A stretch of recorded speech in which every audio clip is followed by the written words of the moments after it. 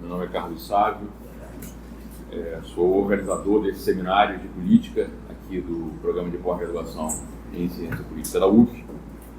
E hoje, dia 8 de outubro, nós vamos ter o segundo grande seminário. O primeiro, na semana passada, foi sobre Lenin, o seminário proferido pelo professor Carlos Eduardo Martins, foi um sucesso. E hoje eu tenho o prazer, a alegria de receber meu querido amigo e colega, o professor Luiz Alves Falcão, que é o professor da casa, né, do Departamento de Ciência Política e do nosso programa de pós-graduação em Ciência Política. E é, sem nenhum favor, um dos mais importantes estudiosos do pensamento republicano no Brasil e, quiçá, internacionalmente. Inclusive tem livro publicado em inglês sobre o tema. Em Cambridge. Pela editora de Cambridge, que não é pouca coisa, e vai nos brindar hoje aqui com sua inteligência, tratando de uma das grandes pensadoras do século XX, a filósofa Hannah Arendt. Então, renovando o meu agradecimento ao professor Falcão, eu lhe passo a palavra para que ele nos brinde, apresentando essa grande pensadora. Te agradeço, Sávio. Agradeço as pessoas que vieram. Agradeço o convite de Sávio. Eu fico muito feliz de estar aqui. Essa não é a primeira vez, né, que a gente faz isso. A gente já fez alguns cursos assim, né? Acho que esse é o terceiro ou o quarto. Numa dinâmica de muitas pessoas apresentando temas e tal. E tem funcionado legal. Eu gosto, particularmente, eu acho isso muito legal. Só tenho a agradecer. Bom, o tema... Eu primeiro, vamos lá. Primeiro eu tinha sugerido A Condição Humana, que é um livro da Hannah Arendt, um dos últimos dela, que ela não terminou. A Condição Humana é, na verdade, um terço do que ela pretendia escrever em relação ao tema, a condição humana. E ela escreveu um terço, depois ela começou a rabiscar o segundo terço, e o terceiro terço ela morreu. Aí ela não teve tempo de acabar. Por questões objetivas, né?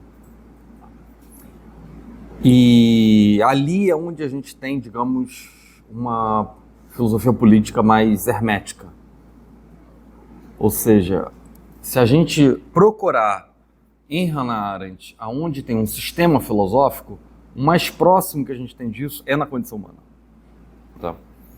Mas como ela não terminou, e ela mesma apontava isso, se tornou uma dificuldade.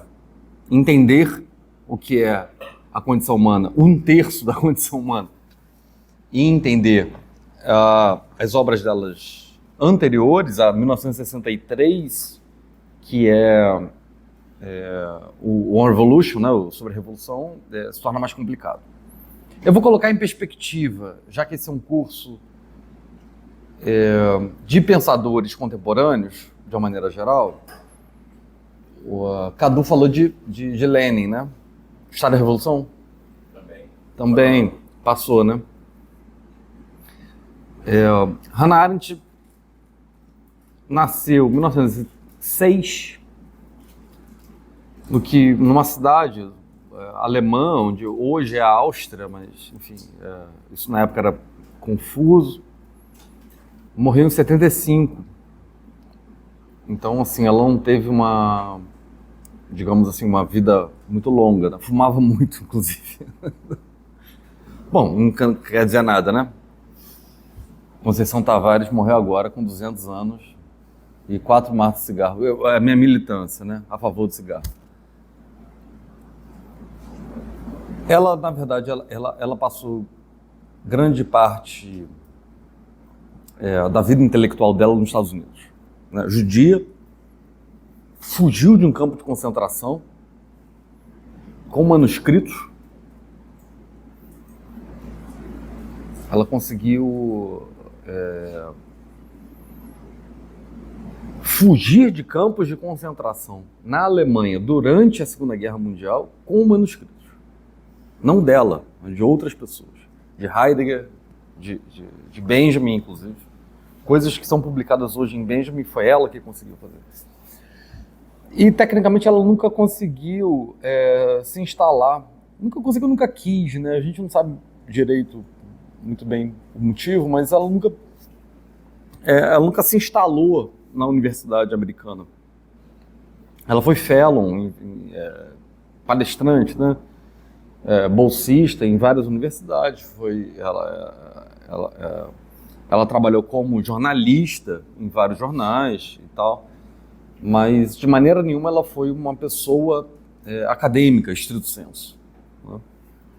Tem várias discussões, por que ela não foi, ela não quis, ela não conseguiu, era mulher, era judia, não importa. Importa o seguinte, ela teve uma vida muito produtiva, intelectualmente muito produtiva, e talvez o que seja mais interessante a gente começar a entender em relação a Arendt é porque ela teve várias entradas.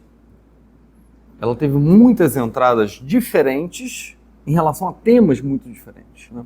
Então, se a gente pegar, por exemplo, Origens do Totalitarismo, que é um clássico dela, de 58, um grande livro, onde ela trata sobre uma coisa muitíssimo atual. Da onde vem o totalitarismo? Por que determinado país, aspas, democrático, por que determinado país civilizado, por que determinado país aceitável dentro das regras democráticas se torna um país totalitário? É isso que ela estava se perguntando naquele contexto. E ela começa investigando como é que determinados lugares se tornam antissemitas. Não pelo antissemitismo em si, não é uma questão biográfica, né? Ela, por ser judia e por ter sido perseguida, né, pelo fato de ser judia, uma família judia e tal. O ponto não é esse. O ponto é como é que o antissemitismo se torna uma política de Estado. E como é que o Estado passa a ser outra coisa. Ou seja, a pergunta dela não é do antissemitismo, mas é como é que o Estado moderno liberal, que supõe que a lei é igual para todos, que supõe que a gente tem um direito ao acesso à justiça igual a todos, que supõe que você tem um balanceamento na divisão dos poderes, que supõe que o poder legislativo tem uma eleição frequente e essa frequência da eleição altera a correlação de forças, etc, etc.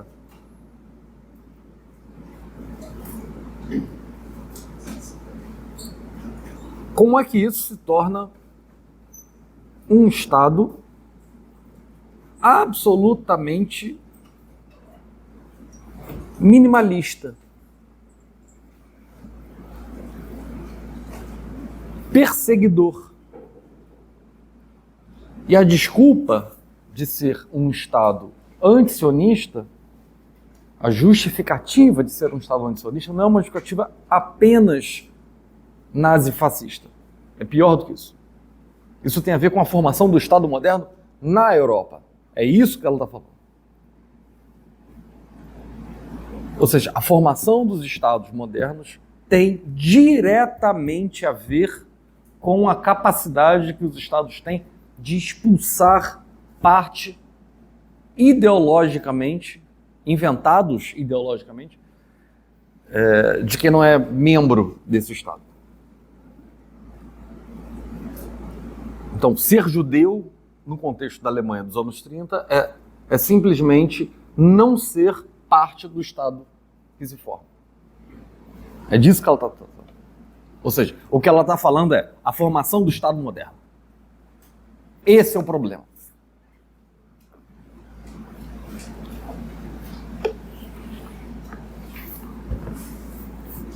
Quem lê Hannah Arendt como uma judia, uma filósofa, ela não gostava de ser chamada de filósofa, né? Mas como uma pensadora judia na Alemanha, está lendo errado. Ela está lendo a formação do Estado europeu a partir de uma crítica não judaica, mas a partir de uma crítica universal. Liberal, se a gente quiser. O pressuposto fundamental de Arendt em pensar o Estado no século XX é um pressuposto liberal.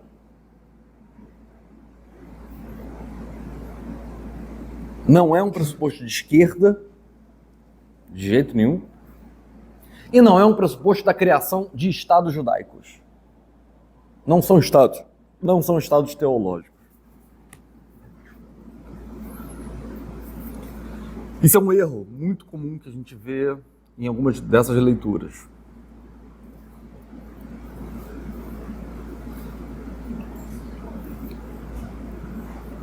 O que ela conclui? Ou o que ela... qual é o ponto em Arendt quando ela faz essa investigação sobre a formação dos totalitarismos europeus? Primeiro, a nota de rodapé, né? A historiografia dela é fraca. É verdade, é fraca. Tem muita coisa, tem muita informação errada no que ela transmite pra gente. É verdade. Tem muita informação errada. Particularmente sobre o stalinismo, porque o stalinismo em si, naquele contexto dos anos 50, não chegava ao Ocidente, ela estava nos Estados Unidos. Então, assim, de fato a gente não sabe. Hoje a gente tem uma historiografia muito bem estabelecida, que não tem a ver com a capacidade que ela tinha nos anos 50 de estabelecer uma historiografia. Então, informações que ela revela sobre o que seja o stalinismo, sobre o que seja o totalitarismo soviético, são informações equivocadas. Ponto. Isso não altera a teoria fundamental dela, que é o que eu vou tentar conversar com vocês para a gente chegar na On Revolution, sobre a Revolução.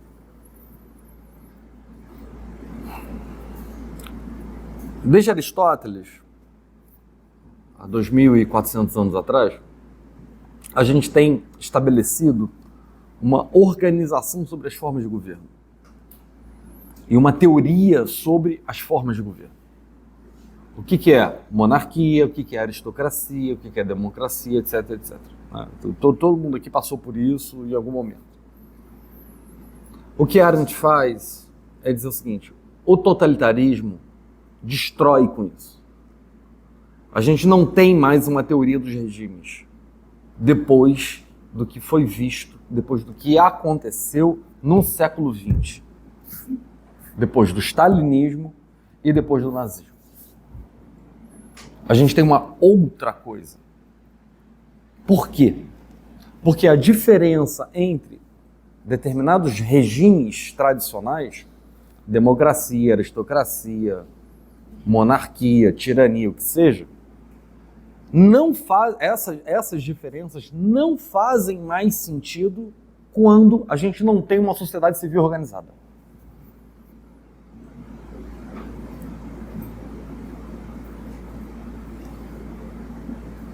O que o totalitarismo faz é destruir a sociedade civil. Eu hoje, agora, peguei um elevador aqui. Vocês também devem ter pego. Opa, desculpa. Ele se chama ThyssenKrupp. Já ouviram falar desse elevador? ThyssenKrupp? Esse elevador foi produzido... Obrigado, Paulo. Foi produzido, foi inventado no final dos anos 20 e início dos anos 30 na Alemanha. Quando a gente pega um elevador ThyssenKrupp, o que a gente está fazendo é compreender a formação de um Estado totalitarista. Ah, vou deixar de pegar o elevador. Não, não é isso. Mas a gente precisa saber da onde é que saiu e para onde é que vai. Bayer. Todos nós que tomamos remédios para hipertensão, eu tomo, consumimos remédios Bayer. Foi inventado nos anos 30. Isso significa que o que a Arendt está interpretando em relação a isso? E é o que eu quero dividir com vocês. É que não existe sociedade civil independente do Estado. A sociedade civil é uma manifestação das vontades do Estado e não a vontade do governante em si. O governante pode morrer, Hitler pode morrer, Mussolini pode morrer, não importa. Agora, o Estado, ele está tão presente na vida cotidiana da sociedade civil, a ponto que a sociedade civil não tem autonomia. E isso é inteiramente novo. Não há nada parecido com isso.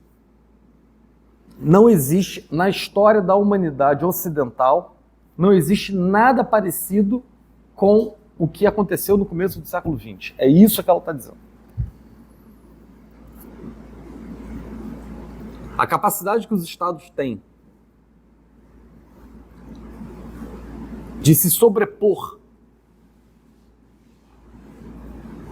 à sociedade civil é de tal ordem, é de tal tamanho, que a sociedade civil deixa de existir em todos os seus fenômenos. Não apenas nos fenômenos, digamos, de massa. Ah, não tem mais sindicato. É verdade, não tem mais sindicato. Mas também não tem mais empresário. O que é a Thyssen? O que é a Bayer? Sem o Estado. Não é mais nada. Ou seja, um discurso que começa como um discurso antissemita,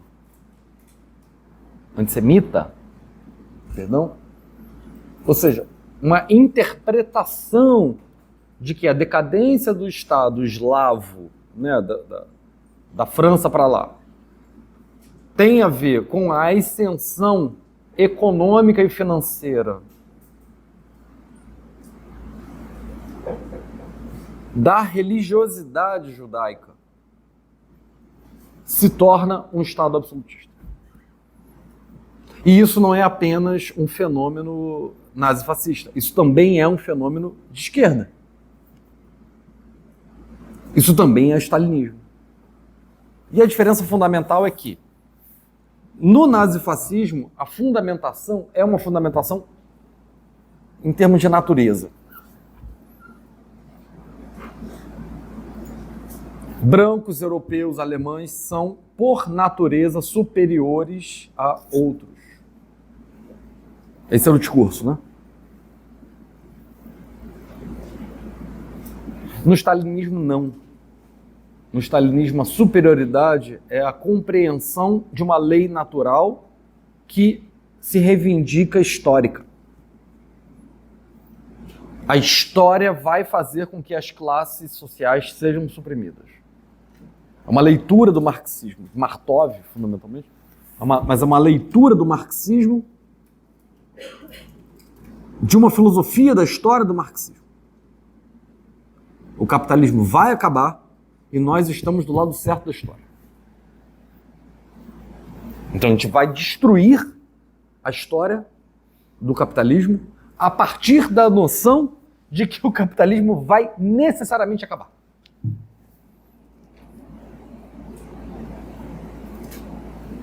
Ou seja, nós estamos do lado da lei, que é uma lei metapolítica. É uma lei para além da política. É uma lei que descreve o funcionamento das instituições e da organização da civilização humana. Ser stalinista nos anos 50, nos anos 40, significa reconhecer o futuro da humanidade. O futuro histórico. Não é o futuro natural, é o futuro histórico. A humanidade não vai ser naturalmente superior, ela vai ser historicamente superior. E isso é completamente diferente do nazifascismo. Porque o nazifascismo não vai ser historicamente superior, vai ser naturalmente superior. Os inferiores serão deixados de lado. Comunistas, judeus, ciganos, homossexuais, latinos, negros, blá, blá, blá. Eslavos, principalmente eslavos. Principalmente eslavos. A palavra eslavo derivou do que hoje nós chamamos de escravo. A palavra em português escravo, que não vem do latim, né? O latim é servo, servus. Ela vem de eslavo. Slave em inglês. Exato. Isso vem de um discurso de que para além da Áustria, são todos eslavos. Bom, quem não leu, leia, por favor, Os Irmãos Karamazov, o maior livro já escrito na história da humanidade, segundo eu mesmo, que é a história de 3 irmãos, que cada um deles representa a formação cultural e intelectual da Rússia. Dostoiévski.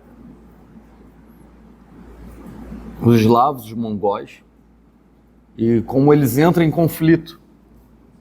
A diferença do conflito entre as diferenças étnicas e culturais é descrita por Dostoiévski de uma maneira absolutamente brilhante.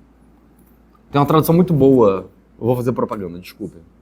Não tem nada a ver com a editora, nem com a tradutora já falecida, Natália Nunes. Para mim é melhor, e Oscar Mendes, né? Os 2 melhores tradutores do russo por mim. Qual é a conclusão de Arendt? A conclusão é que o século XX está perdido. Hannah Arendt é boazinha, vamos dar... Não, não é. Não é. Ela é uma pessimista de primeira ordem. O que a gente faz? A gente não faz nada. O mundo vai acabar. Senta e chora. Isso é a Arendt nos anos 50. Não tem o que fazer.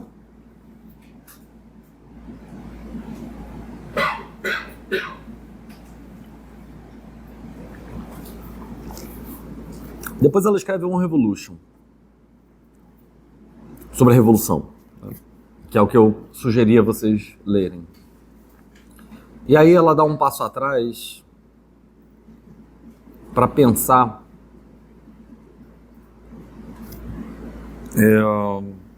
não o século XX, mas o que possibilitou esses problemas que ela identifica no Origens.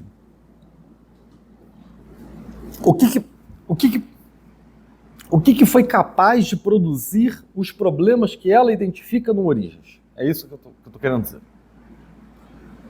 Porque ela, no Origens, ela não identifica a formação, no sentido de que, ok, temos uma série de problemas no século XX, mas de onde vieram esses problemas? Ela só consegue fazer isso 5, 6 anos depois. 4, 5 anos depois. Quando ela escreve o Sobre a Revolução, porque ela dá um passo atrás para pensar. O Sobre a Revolução não é apenas uma teoria da Revolução, é também uma teoria da Revolução. E talvez seja a única teoria da Revolução, propriamente falando, fora do campo marxista. Vocês tiveram, me avisou, vocês tiveram semana passada uma conversa sobre Lenin. Lenin tem uma teoria da Revolução. Assim como Trotsky tem uma teoria, a meu juízo é melhor do que a dele. Gramsci tem uma teoria da revolução. A gente tem vários marxismos no século XX que têm teorias políticas sobre o que seja a revolução. O problema de Arendt é que ela precisa de uma teoria sobre a revolução sem produzir uma teoria efetivamente da revolução. Então ela faz isso no segundo momento. Mas ela não faz isso baseada no marxismo. Ela não faz isso assumindo uma posição necessariamente de esquerda, revolucionária, proletária. Ela faz isso pensando na formação, aí é muito mais difícil, pensando na formação do que seja o Ocidente no século XX. São as revoluções francesa e americana. O que acontece depois da Revolução Francesa e Americana? Acontecem muitas coisas, claro, mas o que é importante para ela? Ou seja, o que a Arendt está preocupada? Quando ela olha para a Revolução Francesa, quando ela olha para a Revolução Americana, ela não está preocupada no proletariado mundial, na ascensão do proletariado mundial. Como não está preocupado Lenin, como não está preocupado Trotsky, Plekhanov, que ninguém mais lê hoje em dia, mas deveria. O que ela está preocupada é dizer o seguinte, olha, o que aconteceu aqui que formatou o Ocidente de tal maneira a possibilitar as teorias da revolução, de um lado, e de outro lado, possibilitar regimes totalitários.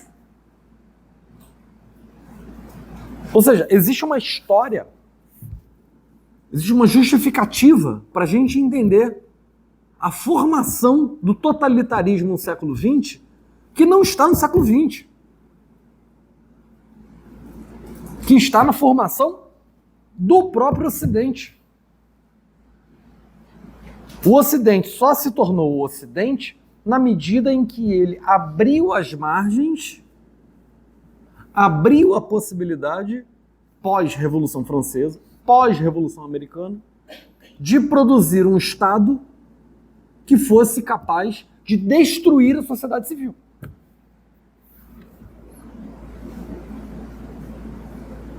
O liberalismo é um grande engodo. O liberalismo é uma grande mentira. O liberalismo é simplesmente ideológico. O liberalismo é uma mentira. Ele é incapaz de produzir o mínimo do que ele se propõe.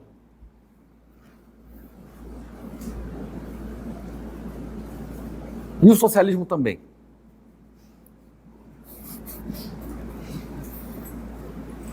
Porque o socialismo dá em Stalin. Os dois vão parar no mesmo lugar. Qual é a solução? 4 maços de cigarro por dia. Que é o que ela fumava. Não tem solução. Se eu conseguir convencer vocês de alguma coisa hoje, eu quero convencer vocês do seguinte. Hannah Arendt não é uma pensadora boazinha. Esqueçam essa ideia. Ela é uma pensadora extremamente crítica, extremamente... Não é com medo, como é que eu vou dizer? Não há... ela não acredita de que outro mundo é possível. É uma pessimista. Eu queria convencer vocês disso hoje. Esse dia saiu um livro, nota de rodapé, sabe? Prefácio de Hannah Arendt do Contrato Social de Rousseau. Aí sabe o que botaram na capa? 3 meninas de mãos dadas dançando ciranda. Rousseau. Aquilo produziu Mably, aquilo produziu Sanju, Robespierre, a Revolução Francesa. Aquelas meninas tinham que estar sem cabeça.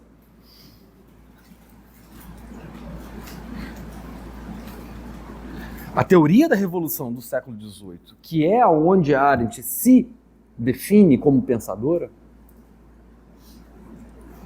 são teorias pessimistas.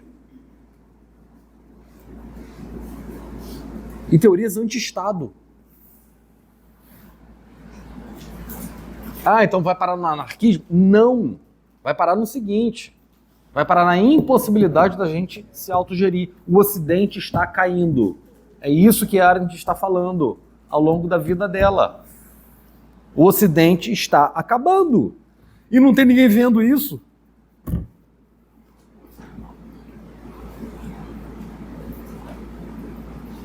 O caminho para o socialismo stalinista é pior.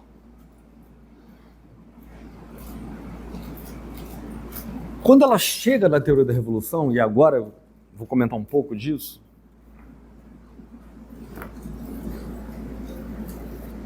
quando ela entra propriamente no Revolution, ali foi, deixa eu explicar para vocês, foi um conjunto de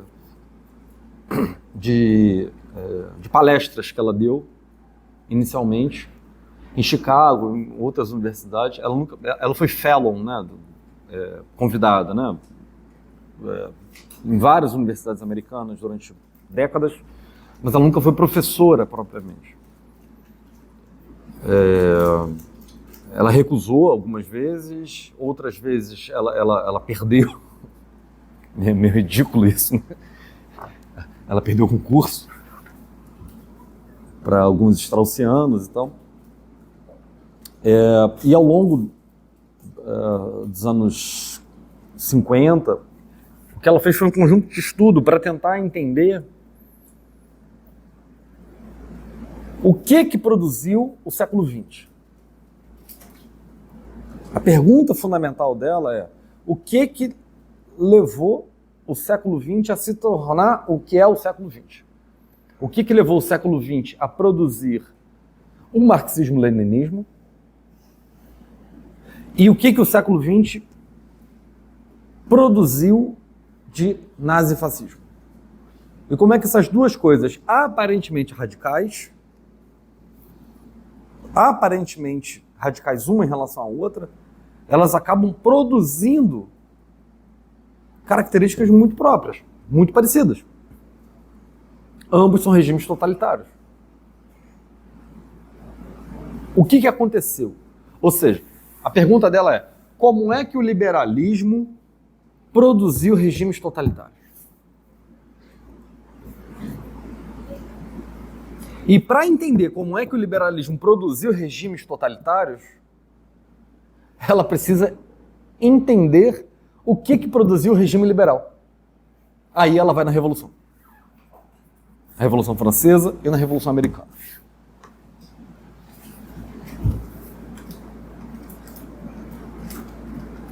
O primeiro ponto é o seguinte: a Revolução Americana, ela foi uma revolução exclusivamente política. Ela não foi uma revolução social. O que na época poderia ter sido um problema, porque eles não atacaram a escravidão. A escravidão não era um problema. Para ninguém ali. Adams, Jefferson, Madison. A escravidão não era um problema. A libertação da humanidade não era um problema. O que eles estavam preocupados era em estabelecer um regime político diferente de qualquer regime político que existia na Europa. Na França, não. Apesar de não existir escravidão na França, no território francês, a Revolução Francesa incorporou a questão social. Ou seja, o que eles estavam preocupados ali era numa política de inclusão. A Revolução Francesa foi uma revolução inclusiva.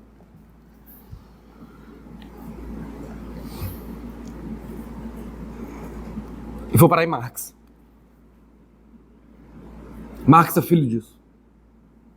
O socialismo no século XIX é filho disso. O socialismo científico do século XIX é filho disso. A Revolução Americana, não. A Revolução Americana não produziu um intelectual à altura de Marx no século XIX e não produziu um movimento popular à altura dos movimentos populares do século XIX. A Revolução Americana acabou em si, porque ela revolucionou as instituições. Ela revolucionou a maneira pela qual se compreende a representação. A gente está vendo isso hoje. Eu li o jornal hoje de manhã, vocês devem ter lido. A chance da Kamala Harris ganhar a eleição com menos votos é gigante. Tem vários cientistas políticos americanos dando essa projeção. Cientista político é forte, né? Estatísticos. Eles estão olhando para o mapa e dizendo o seguinte, olha, ela vai ganhar no colégio, mas vai perder no voto. De novo. Isso aconteceu com o Bush 1.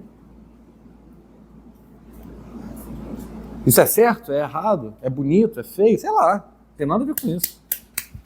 Eles são americanos, eles que resolvem. A Revolução Francesa não tem a ver com isso. A Revolução Francesa tem um caráter universal e expansionista.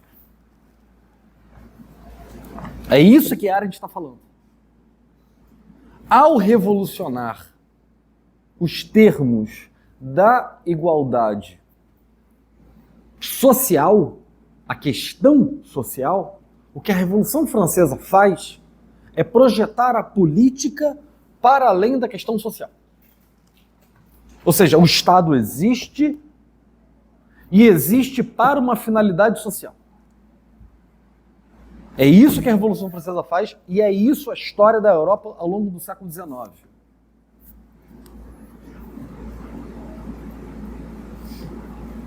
A estruturação do governo representativo ao longo do século XIX, isso tem a ver com a nossa história na América Latina também, está diretamente atrelada à capacidade que os estados têm de responder a problemas sociais.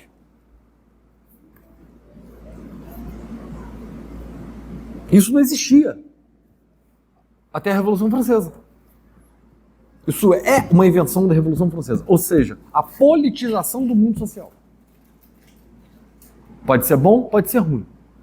A questão é que, ao incorporar a sociedade civil, o que a França faz, e ao se expandir pelo resto da Europa, pela América Latina,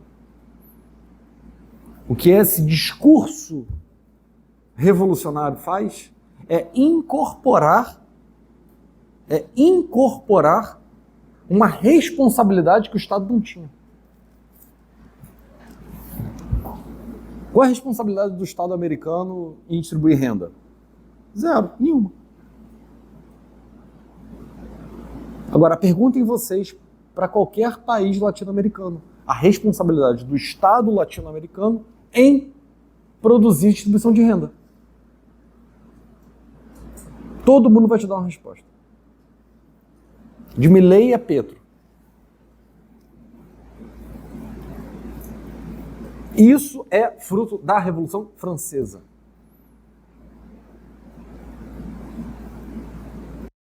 Consequência,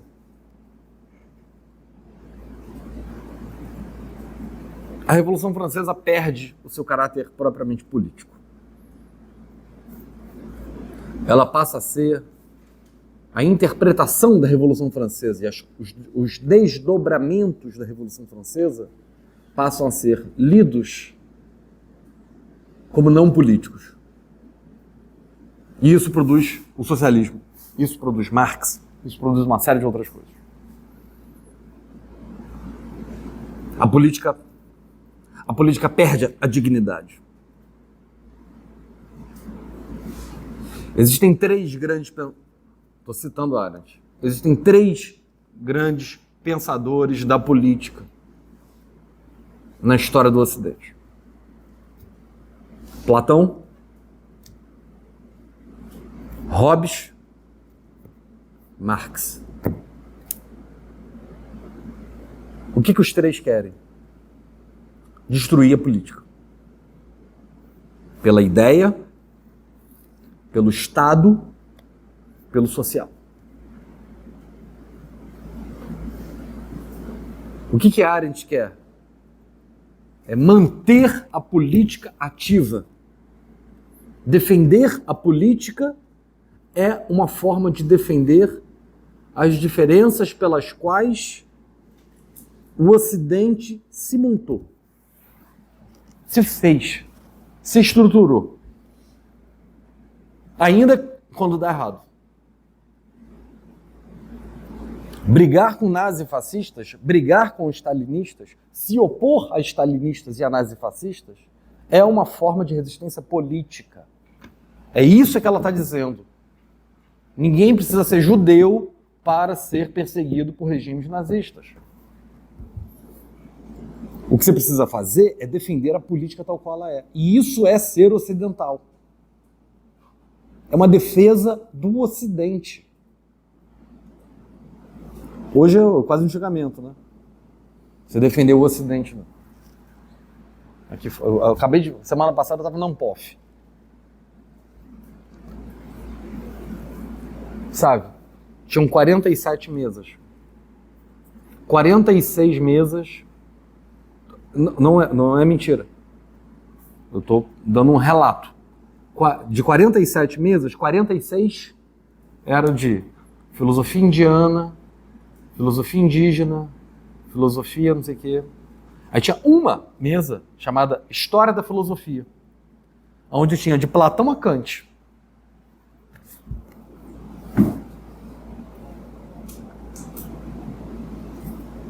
Entendeu? Isso para ela é a tragédia.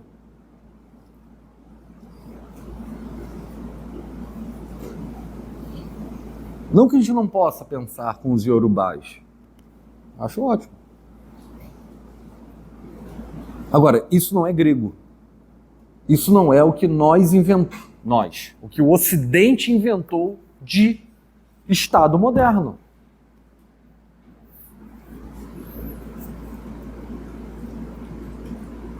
O Estado moderno é capaz de produzir as piores coisas. A violência pela violência. Ela tem um livro inteiro sobre isso. A obra dela toda se passa, em alguma medida, sobre o tema da violência. A violência como método de domínio e como a violência é capaz de destruir a política. Agora, o momento fundacional em que a política passa a existir é o momento em que a violência deixa de existir. Então, a segunda coisa que eu queria muito que vocês ficassem na cabeça.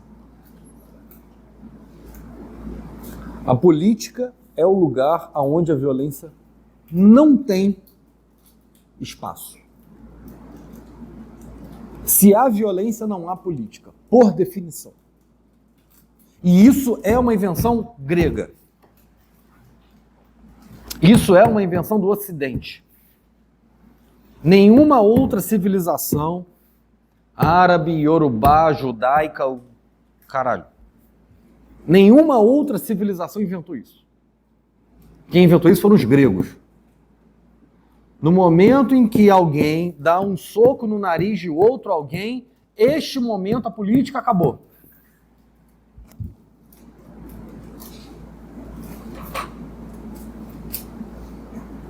E isso é uma conformação arendtiana. Daí a preocupação dela com a violência, daí a preocupação dela com a força física. A força física existe, os exércitos existem, as guerras existem e nós devemos tratar isso como problemas concretos. Agora, nós não podemos tratar isso como política. Não há espaço de negociação.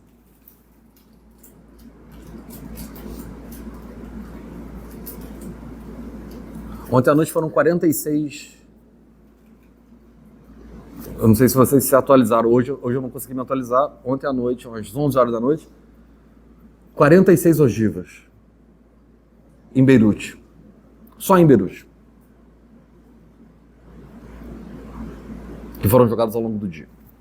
Pelo Estado de Israel contra a população civil morando em Beirute. 46 ogivas. Cada ogiva é capaz de destruir um prédio de 10 andares. Isso é política? Isso é só violência. É isso que ela está chamando atenção. O termo que a gente conhece, chama a banalidade do mal, que ela inventou, essa expressão, ao acompanhar Eichmann, um militar de média patente, que organizava os comboios para Auschwitz. Ele falou, eu nunca matei ninguém. É verdade, você nunca matou ninguém. Ele dizia isso, eu nunca matei ninguém. Eu organizava os comboios de judeus para as câmaras de concentração.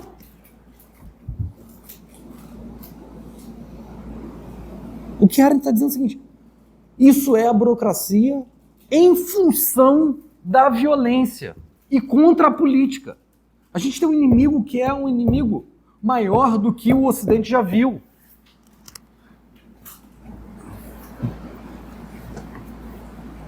O nosso inimigo é a burocracia de Estado. O nosso inimigo é o Estado. Não é Eichmann. Eichmann é um bocó. É um merda. A gente executa ele aqui, beleza, resolve. O problema é a burocracia que está dentro dos Estados Unidos. É o Departamento de Estado, é a CIA.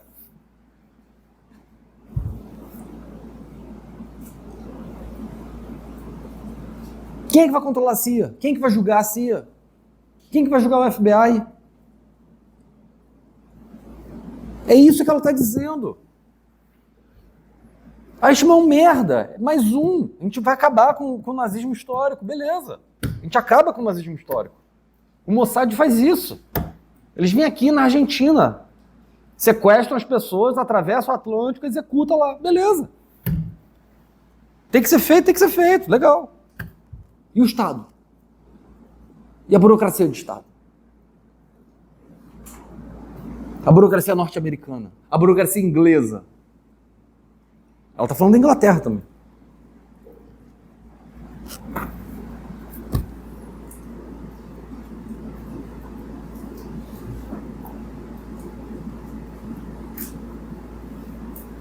Não tem solução.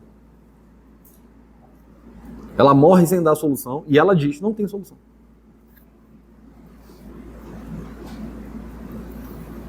Para fechar, o que é um revolution? O que é o sobre a revolução?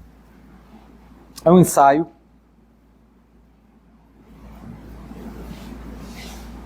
que poderia ser complementado com uma série de outras características e conversas que ela poderia ter, inclusive, com outros autores. Ela deixa de conversar. Eu tenho para mim que é proposital, né? Ela, de maneira proposital, deixa de conversar com grandes teóricos das revoluções, de uma maneira geral, né? Ela passa um pouco por Lenin, mas ela basicamente não conversa com Trotsky, que é do marxismo do século XX, é quem tem uma teoria sistemática da revolução muito mais bem assentada. Muito mais do que Lenin. Trotsky tem uma teoria da revolução muito mais bem formada do que Lenin. E ela basicamente não passa por isso. Ela também não passa pelos reacionários.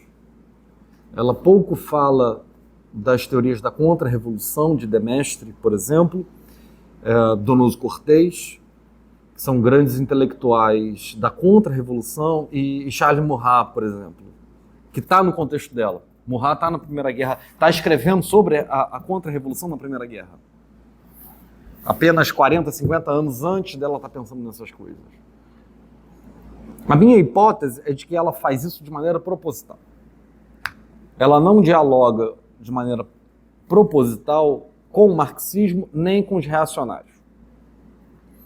Por quê?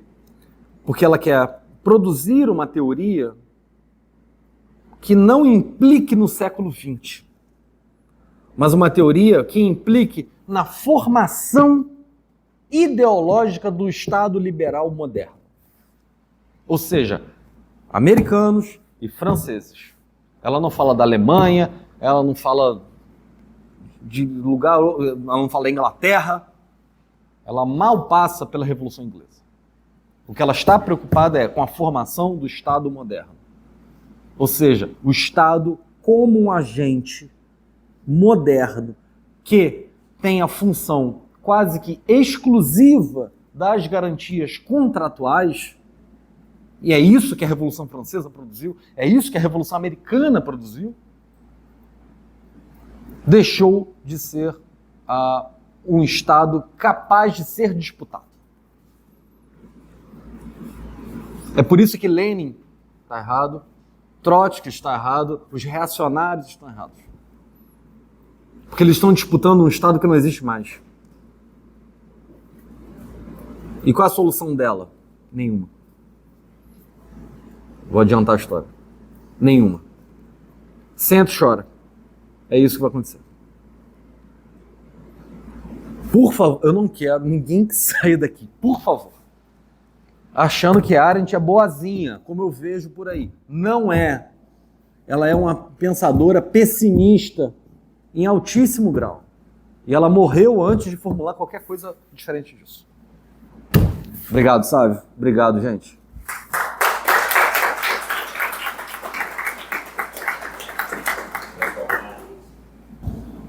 Bem, pessoal, então, tivemos a primeira parte do seminário, exposição alentada do Falcão, e agora abrimos para a segunda parte, que é o debate. Perguntas, comentários, observações. A gente pode fazer Falcão, assim, concordar, claro, numa lógica de bloco. Tipo, perfeito. 2, 3 perguntas, você responde e tal. Depois, se for o caso, abrimos para mais uma rodada assim sucessivamente. Pessoal, então, as inscrições estão abertas. Quem é que vai iniciar?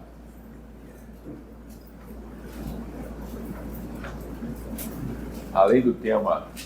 Tem um pessoal lá atrás, lá que é meu aluno. Sim, os dois ali. Isso, além do tema em si, se você quiser forçar. Ser muito suscetível a várias questões, o Falcão acrescentou aos temas afirmações que também são muito alvissareiras de serem comentadas, observadas e tal, entendeu? Então, quem é que vai começar? Tão tímido, entendeu? Yuri ou Matheus ali, ó. Já pé na porta. Fala, Matheus.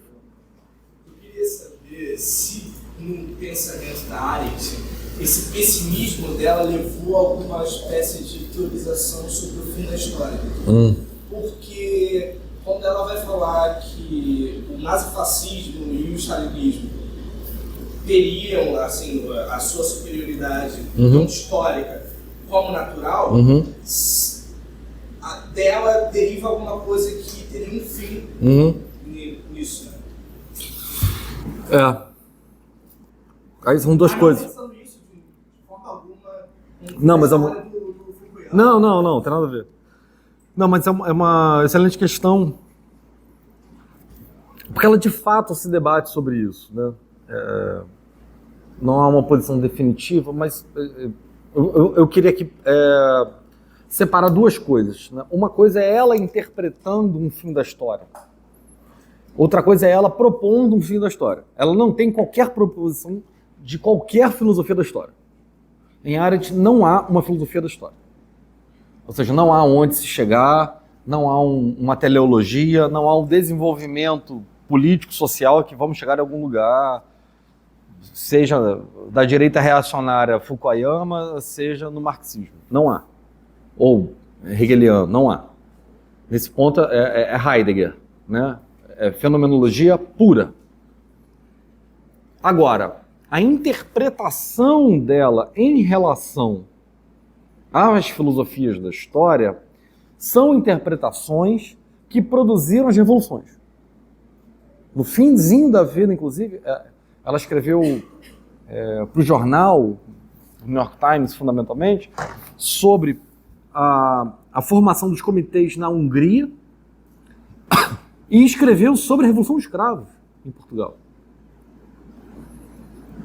O Sheldon Wolin, tem um texto, você conhece, sabe?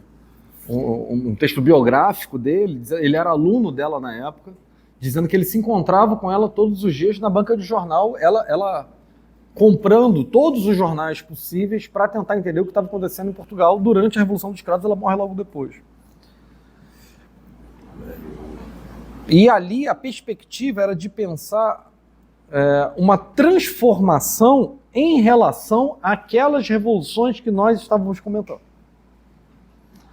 Ela imaginava, sim, que as revoluções, no contexto da Guerra Fria, poderiam superar as revoluções do capitalismo e produzir uma coisa que nós não tínhamos visto ainda, inclusive contra o Estado, contra a existência do Estado. E isso não é uma filosofia da história, isso é fenomenologia.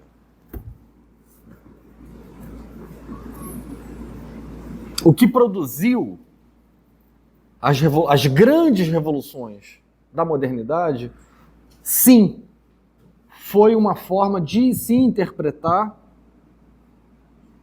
a filosofia da história. A Revolução Francesa e a Revolução Americana são filosofias da história que devem ser combatidas. Ela elogia a formação do Estado burguês moderno para poder superar. Não pela esquerda, não por uma teleologia.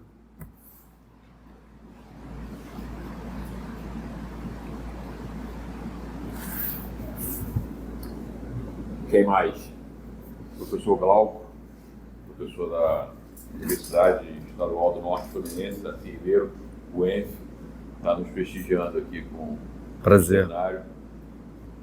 Palavra, professor. Falcão, de uma maneira simples, talvez eu esteja exagerando, não sou filósofo também, análise dizia também que ela não era filósofo.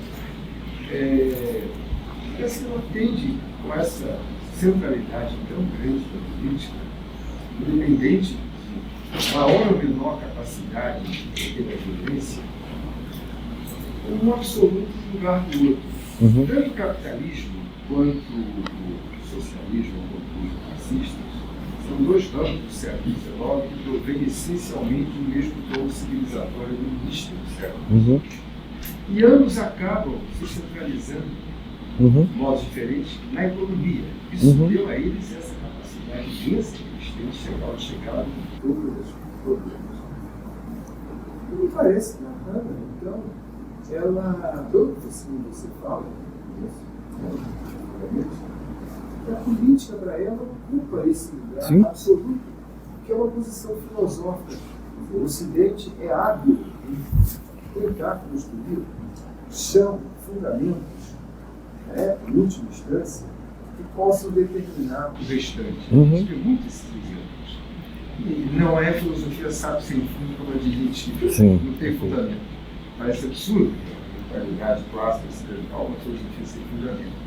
Então parece que o fundamento para ela é a política. E isso tem essa característica curiosa.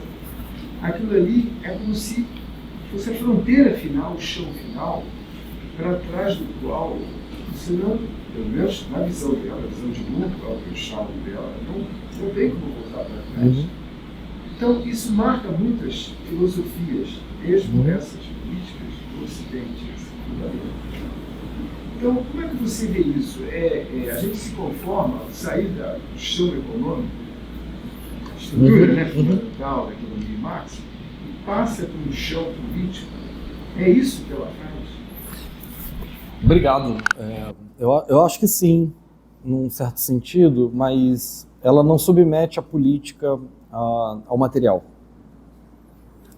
Né? Aí, nesse sentido, eu acho que a Arendt, ela se separa de uma tradição marxista, estrito senso, de que a política pode ser lida como uma consequência inadvertida do mundo material, ou do materialismo. Ela não é uma materialista. A política existe para além do materialismo. O materialismo ele ocupa uma esfera importante da vida, isso está na condição humana, né? E está na vida do espírito, enfim, está em várias obras dela, mas a invenção da política não depende da invenção do mundo material. Então é a capacidade humana de produzir a política que é exclusivamente grega. Aí ela é estritamente ocidental. Aí não tem relativismo nenhum, não tem antropologia, não tem índio, não tem África subsaariana, não tem Egito, não tem China, não tem nada. Aí é Grécia. O pensamento arendiano é fundamentalmente grego, no sentido de que temos sim uma dimensão material, econômica, universal, que todas as organizações humanas têm. Agora, só uma única organização humana se descolou da organização material. E foi a Grécia. Foi a invenção da política.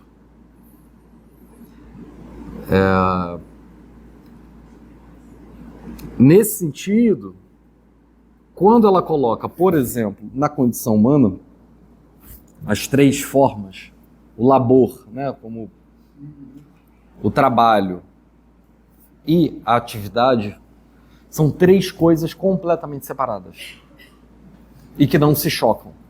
Uma coisa é você produzir o seu próprio alimento. Outra coisa é você produzir a sua subsistência em comunidade. E outra coisa é você refletir sobre aquilo que você faz.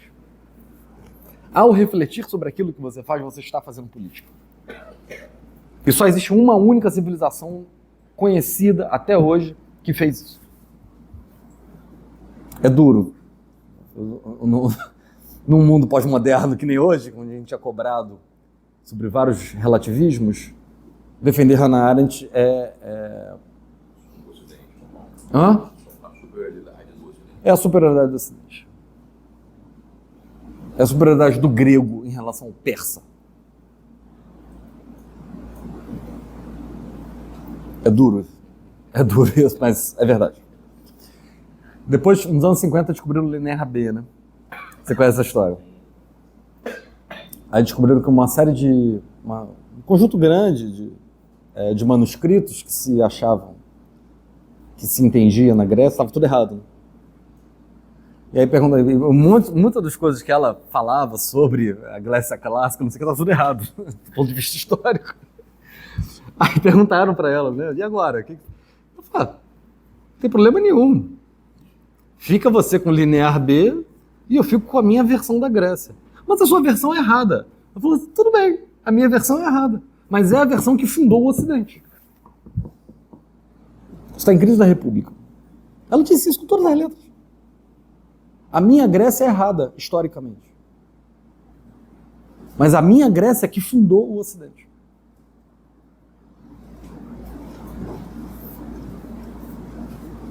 Por favor. Me parece que essa defesa aí é uma defesa metafísica. Metafísica que separa radicalmente o material do que é imaterial. Base material e estrutura seriam totalmente separadas filosoficamente. Essa é uma posição respeitável. É uma das grandes duas linhas que fizeram a cabeça do Ocidente. E tem muito grego, sim. A outra me permita, vem de um cara que tem uma obra muito pequenininha, que o texto muito pouco, mas é o outro livro da filosofia do Ocidente que vem bater cá em Hegel e Marx. Chama-se Heráclito. É impressionante como nessa outra visão não há lugar para essas separações radicais absolutas. Nem em Marx, a não ser quando ele é newtoniano. Newton e Inglaterra separa.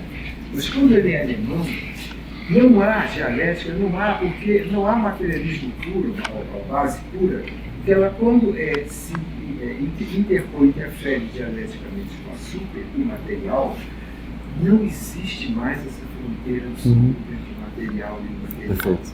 Portanto, não se pode falar que Marx, enquanto pensador alemão, newtoniano, hegeliano, ele não tem essa separação absoluta. Aliás, me perdoe, a ciência tende a trabalhar sempre evitando ao máximo essas descontinuidades absolutas. Ela morre quando você pratica separações radicais, porque aquilo não tem, uma coisa não teria mais uma articulação em equilíbrio, uma interpenetração com o seu oposto. Então você tem essas duas grandes visões que moldam, meu Deus, não estou errado, a civilização ocidental. E você vê, ora uma, ora outra, claramente quando o inglês fala de uma coisa, o alemão. Quando Russell, alguém pergunta a ele, afinal, você é ateu, você não é? Ele dá uma resposta... A pergunta está errada, né? Muito inteligente. Ele diz, olha, eu sou agnóstico na teoria e ateu na prática. Belíssima resposta. Só que ela é perfeitamente inglesa, não tem nada a ver com a dialética alemã, porque ele separou facilmente uma coisa da outra de maneira plena. Então você vê essas duas grandes linhas. Eu não sei olhar bem no final do triângulo e a influência da França nisso. É a base, Inglaterra, Newton, ilha, Hegel, Alemanha, continente, isso dá. Mas eu tenho dificuldade quando chega no vértice político. Aí é uma deficiência, uma dificuldade minha, que preciso estudar mais. Mas essa base desse triângulo Inglaterra, França e Alemanha, sempre falava que Marx é genial, mas genial coisa nenhuma, que a Inglaterra e a Alemanha têm duas culturas muito diferentes. Nunca conseguiu articular, digamos que eu me engano. Então, esse tipo de duas grandes frentes, duas grandes linhas, não sei se eu estou errado, mas elas marcam profundamente o que a gente chama de civilização. Não, perfeito, só tenho que te agradecer, obrigado. Mas eu estou menos preocupado com o século XIX em si e com o marxianismo em si, do que da maneira pela qual ele foi lido. Há muitos marxólogos e há uma marxiologia gigantesca para tentar interpretar isso, né? E eu não estou aqui disputando nenhuma interpretação. O que eu estou dizendo é que há uma filosofia da história que classifica esse materialismo como algo insuperável. E é isso que me interessa. Se isso está correto ou não, a gente vai conversar.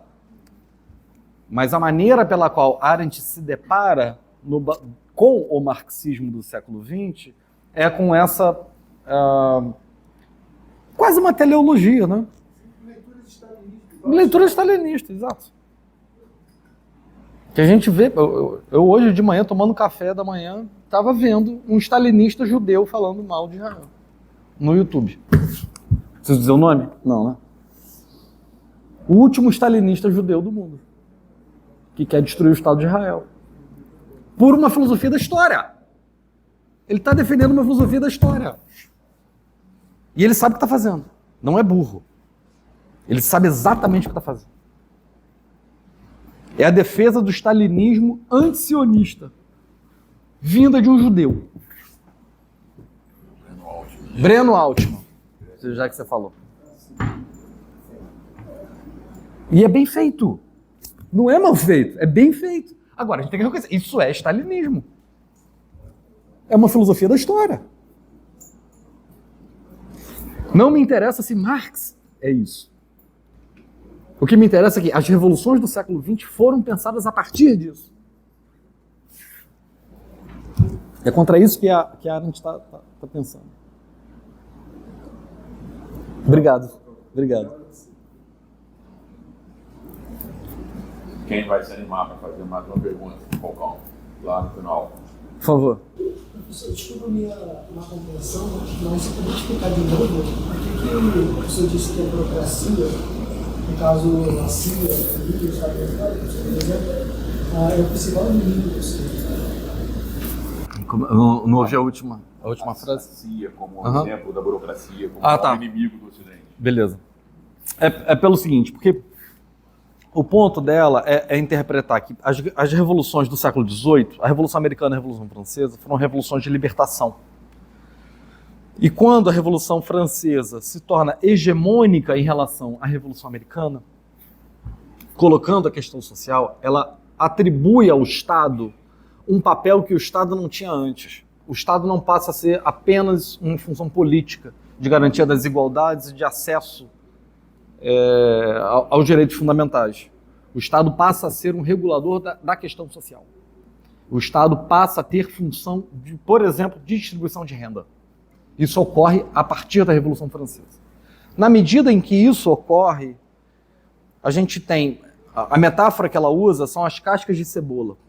O Estado é uma grande cebola, onde você tem aquelas diversas cascas, onde em nenhum momento você chega efetivamente no ponto de decisão. O ponto de decisão está na transição entre uma casca de cebola e outra. Então, quando a gente fala do Deep State norte-americano, CIA, FBI e toda a estrutura burocrática do Estado americano, no fundo, aquilo ali é uma contramão da formação do Estado moderno. Porque o que eles estão fazendo, o que essas instituições promovem, na verdade, é a capacidade de cada uma delas operar independentemente de vontade popular. Independentemente dos princípios da própria Revolução. Ou seja, o que ao longo do século XIX foi visto, o que ao longo do século XIX ocorreu, foi um distanciamento dos princípios do próprio século, da própria Revolução.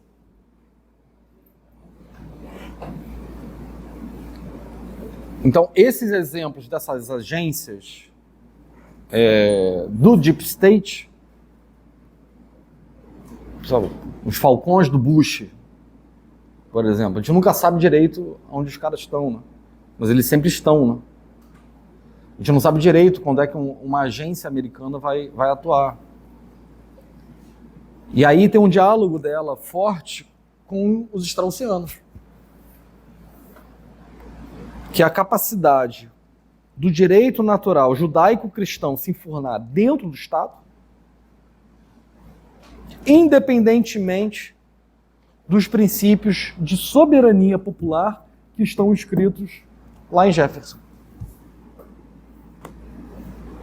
É por isso que ela se recusa a chamar os Estados Unidos de democracia.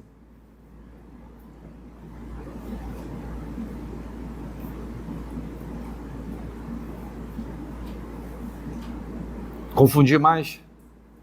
Você tá com a cara de que eu confundi mais. Fala. Não, entendi, eu acho. Quem mais quer fazer uma pergunta? Bom, o Falcão fez tantas provocações aqui que eu imaginei que fosse ser uma invasão achei de que eu ia ser apedrejado agora.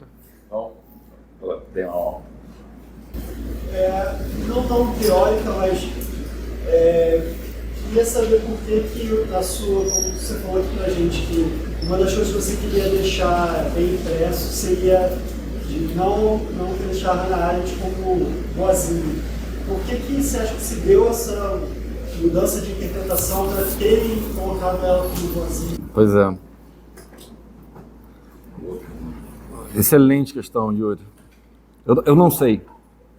Objetivamente eu não sei. Eu posso conversar com vocês sobre algumas hipóteses que me ocorrem. A primeira delas é conjuntural, né? Judia, fugindo da Alemanha, foi parar nos Estados Unidos, nunca foi professora, sob os auspícios de Heidegger, mulher, amante de Heidegger. Você bota no Wikipedia, aparece amante de Heidegger. Não, ela tem coisas mais importantes na vida dela do que ser amante de Heidegger, né? Briga com Léo Strauss, briga com os straussianos, perseguição na academia americana, então ela fica meio... Vítima. Ela nunca se colocou como vítima. Nunca. Ela nunca operou nessa ideia de vitimização. Eu acho que no contexto, se a gente tentar responder pelo contexto, pode ser por aí. A segunda é uma defesa muito forte de uma concepção grega de política. E isso traz uma ideia utópica, como se a Grécia fosse melhor do que qualquer outra coisa. O que não é verdade. a defesa de uma política essencialmente grega é basicamente uma defesa de que a política é conflito e de que a política não tem solução a priori. Né? A institucionalização dos problemas é que pode ser capaz não de produzir solução, mas de institucionalizar soluções. A solução não está. Ela existe. E isso, mal lido, pode dar uma ideia de que vamos chegar num mundo bonzinho. Mas são só hipóteses, eu não tenho uma resposta. Sempre me vem à cabeça o livro com o prefácio dela, do contrato social das meninas de mão dada. O contrato social produziu Mably, Sanju, Robespierre, a guilhotina. O contrato social produziu a guilhotina. E hoje a gente vê edições das meninas de mão dada. Porra.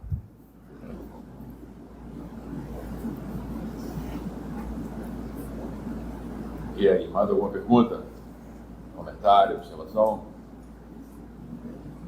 Então vou sair da condição aqui, vamos lá. Se puder falar um pouco mais sobre... Você falou que a filosofia da história, a interpretação da filosofia da história como uma prospecção que leva a um final, se opõe à fenomenologia, que é de onde ela pensa. Se puder falar um pouco mais sobre isso. Claro. Não, eu não estou dizendo que ela é uma fenomenóloga. Acho que não. Mas também ela não é uma... Ela não está no campo da ontologia também, muito menos da metafísica. Em Arendt não tem metafísica, não tem ontologia e não tem fenomenologia. Agora, ela dialoga com a filosofia da história. Ou seja, ela produz uma maneira de se interpretar a política que é rival e dialoga com a filosofia da história. Isso é uma coisa, tá? Ela recusa uma filosofia da história. Ela recusa qualquer filosofia da história. Mas ela leva a sério a filosofia da história. Por quê? Não pelos seus termos, não pelo seu valor de face, mas pelo que a filosofia da história produziu. A filosofia da história produziu a revolução. A crença de que há um futuro pré-determinado produziu a Revolução Americana, produziu a Revolução Francesa e produziu a Revolução Russa. Então, ela acredita num marxismo. Deixa eu ter cuidado aqui para não exagerar. Ela acredita num marxismo que leva a sério uma epistemologia marxista. Ou seja, a revolução ocorre na medida em que os revolucionários acreditam na revolução. Isso não significa uma filosofia da história pré-determinada. Isso não significa uma teleologia. Isso é uma determinada forma de se ler o marxismo. E há marxismos sérios pensados por aí. A revolução só foi possível na medida em que os revolucionários acreditaram na revolução. Eduard Bernstein é isso. Rosa Luxemburgo é isso. E ela levava esses caras muito a sério. O marxismo alemão dos anos 10, 20, ela levava muito a sério. Porque é uma maneira de se interpretar a filosofia da história, não como pré-determinada, mas como autoconsciente.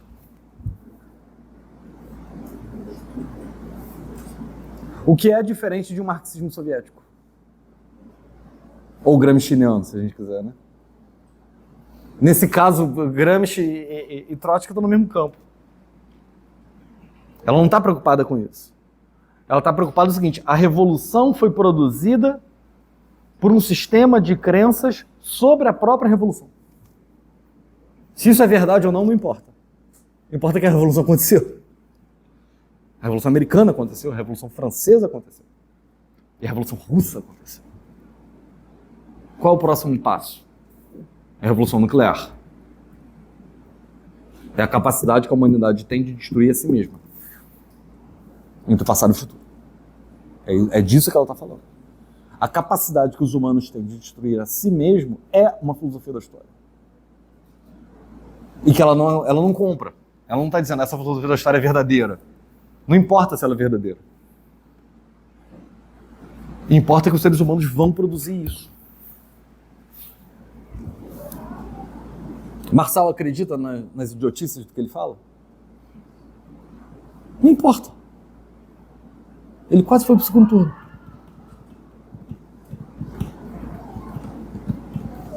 Entendeu?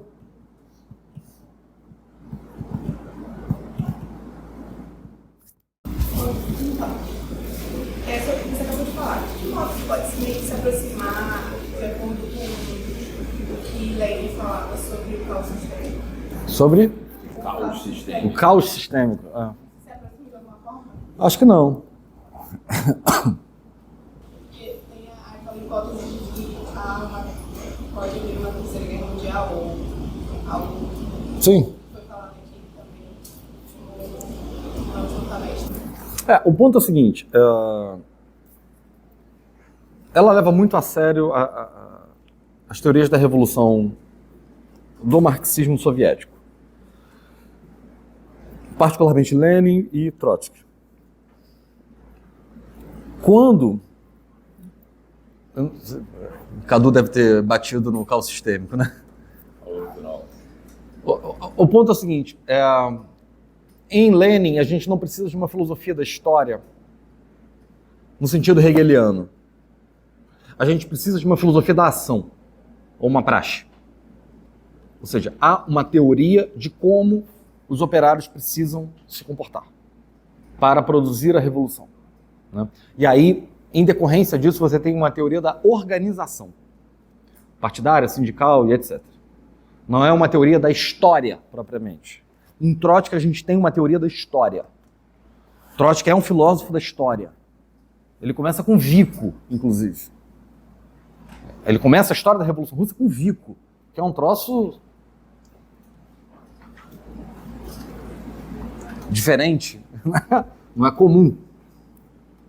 Agora, o que Arendt está preocupada é com o fato de que, tendo ou não tendo uma filosofia da história verdadeira, o fato de existir uma força política como o proletariado, nos termos leninistas, produz, sim, uma força política que nunca foi vista desde a Revolução Americana e da Revolução Francesa.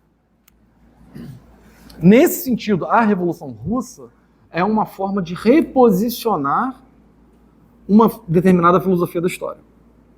Se Lenin tem ou não tem uma filosofia da história, pouco importa.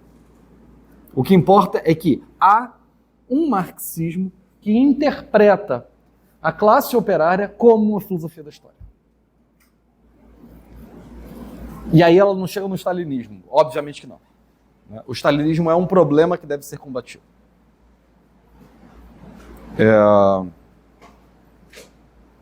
Se nesse ponto a gente chega num caos, né, ou na teoria do caos do capitalismo, a partir de uma crise dos imperialismos capitalistas, ela não entra. Se a gente vai ver um caos, ele não é necessariamente imperialista. Esse é o ponto dela. A gente não precisa interpretar o imperialismo como uma fase superior do capitalismo, ou seja, como o desenvolvimento das forças produtivas da Primeira Guerra.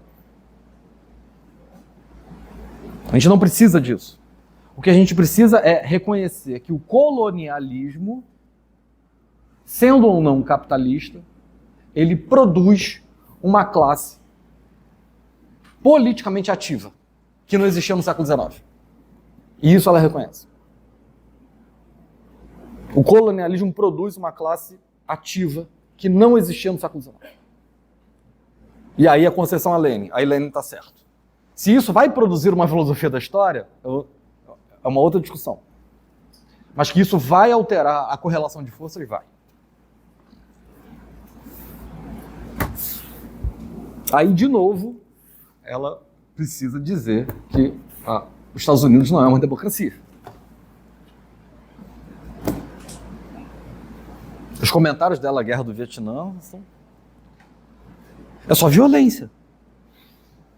Isso aqui é a morte da Grécia. Ela diz isso. O Vietnã é a derrocada da Grécia. Estados Unidos é o fim da Grécia. Fim no sentido do término, da rendição. A Grécia acabou.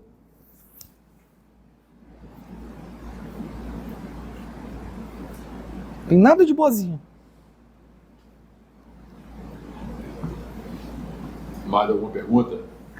Comentário, observação? Então, vou sair da condição de mediador e vou fazer uma pergunta, que é a seguinte. Quer dizer, é uma interpretação a respeito do Ocidente muito específica, muito particular, né? Fortemente grega, e mesmo dentro da perspectiva grega é também muito especial, muito específica. Né? E que, sob certo ponto de vista, me parece um paradoxo, porque quando você falou que ela critica os três maiores pensadores da política, e que ela desfere críticas são Platão, Hobbes e Marx. Quer dizer, são três ideias que, sob qualquer ângulo que você olhe, centrais para o Ocidente. Uhum. E para a concepção de Ocidente que acabou, aos trancos e barrancos, vicejando até hoje. Uhum. A ideia de que a ideia conta na política, a imaginação, Uhum. a alternativa, a reorganização das coisas, né? Isso passa pelas ideias. Depois, a ideia de Estado, quer dizer, Uhum. a instituição mais importante da política e da política ocidental é o Estado. Sim. E a primeira hipótese sobre a construção contratual dessa noção é em Hobbes. Quer dizer, ela vai e ataca.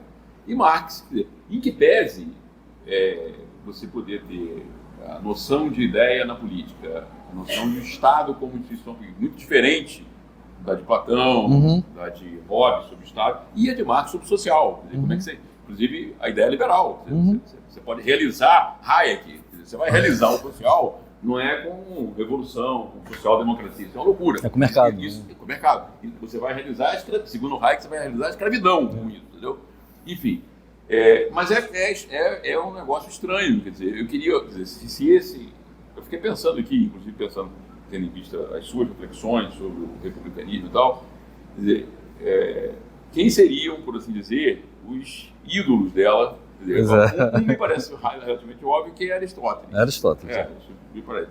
Mas os outros, quer dizer, o Maquiavel, o próprio Barão, o grande Barão. O Montesquieu. Como é que...